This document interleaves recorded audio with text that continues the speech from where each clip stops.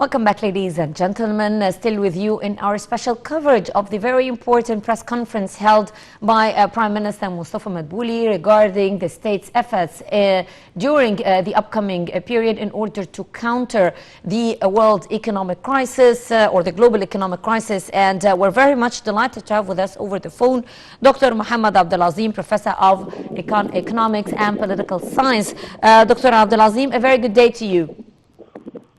Hello, how are you doing?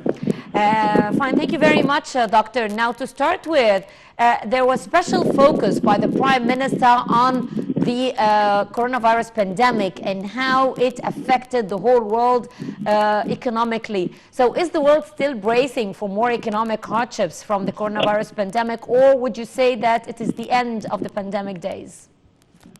Actually, as we currently concerned during the pandemic and after the pandemic of COVID-19, it's like the effect for mostly of the world countries and economically and socially.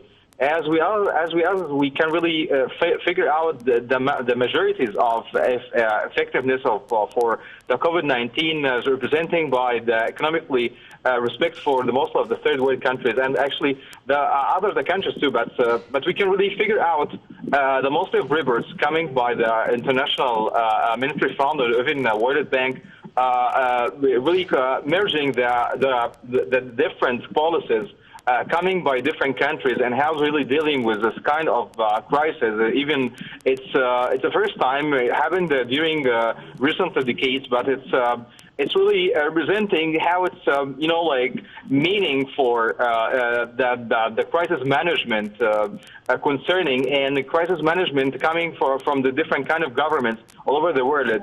But the economically reflects of the COVID-19 is still now, according to most of reports, and will go into representing mostly for the others reports till I think mostly 5 or 7 years later on too. Yes.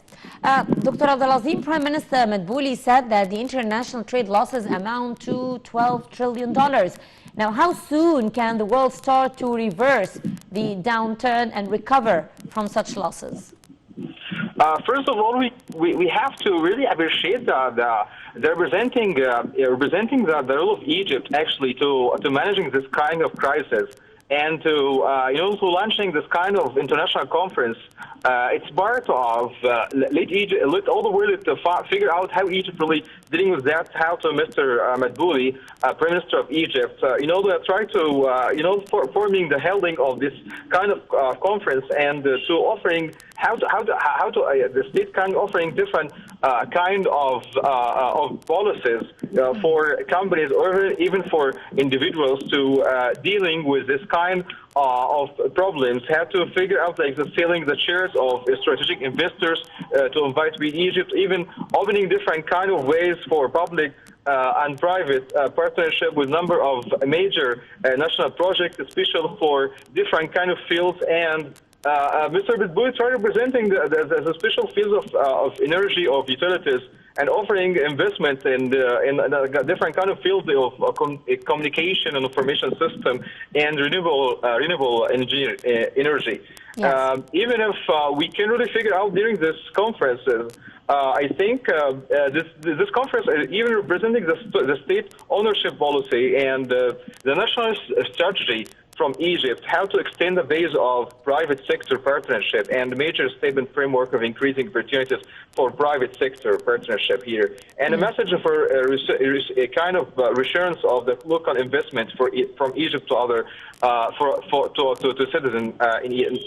In addition to the contributions of international institutions, how to making it's a kind of integrated plan from the government to empowering the private sector and regulating the state rule for economically activities and the government reforming adaptation with the Egyptian state here too. Yes. Dr. Azim, what you're saying is very important, and it was also highlighted by Prime Minister Madbouli during the press conference, because he said that the new approach adopted by the Egyptian state is the collaboration between the private sector, the public sector, and the government. True. Actually, according to what's really Egyptian government to try to establish the Council of Ministers to direct supervision of the mission of both of like solving different problems coming for the foreign direct investment for Egyptian economy, and even with like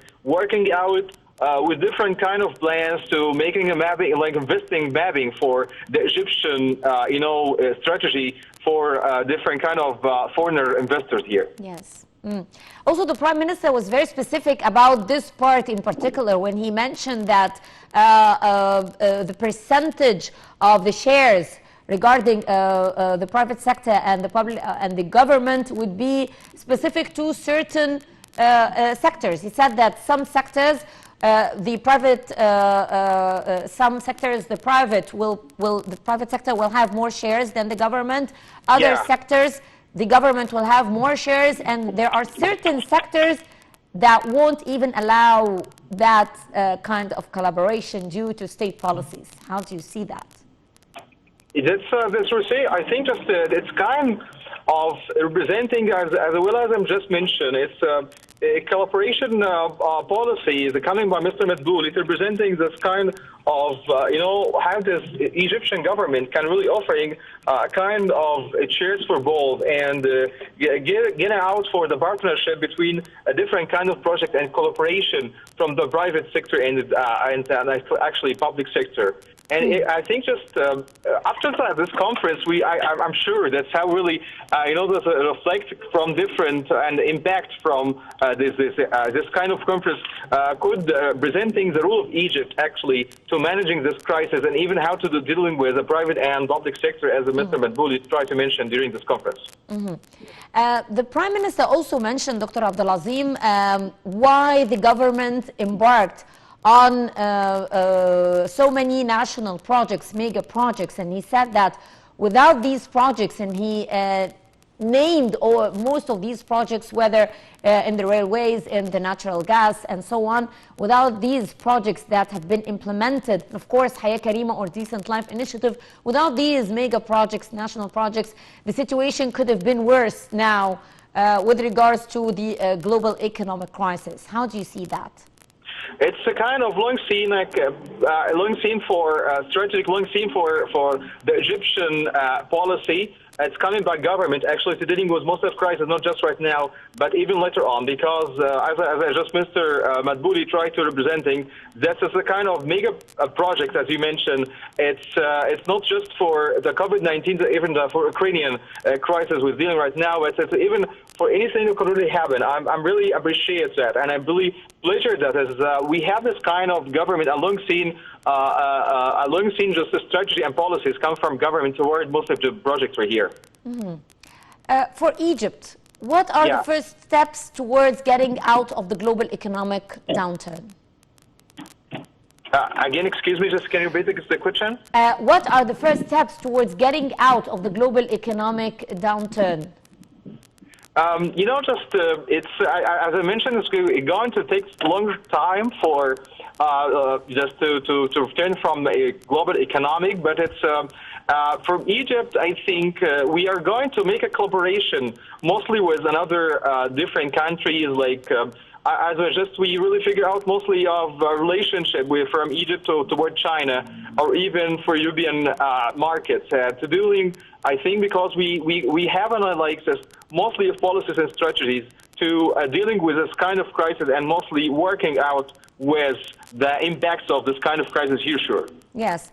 And in your opinion, Doctor, how is the Russian-Ukrainian crisis further impacting the global trade?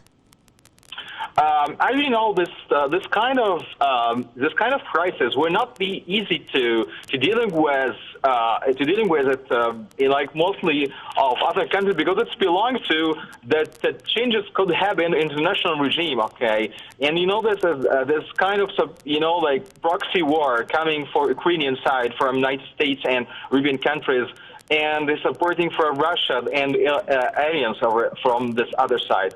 So it's going to be like impact with later on in time for 5 or maybe 10 years from now. and the impact from Ukrainian crisis with the role of Russian economy for the world, especially with not just for Russian gas, and the role of Russian for the collaboration with European countries and other countries all over the world, and how to representing this kind of relationship between both of these countries. So finally, I think it's in expectations for a global economy while suffering from this kind of crisis later on, but to working together, and I think that's one of policies from the mega power countries, to working together to can really dealing with this kind of crisis for as soon as possible we can. Professor Mohamed Abdel Azim, Professor of Economics and Political Science, thank you very much for being with us here on Nile TV International. Ladies and gentlemen, a short break and we'll be right back with the Hour's top stories. Stay tuned.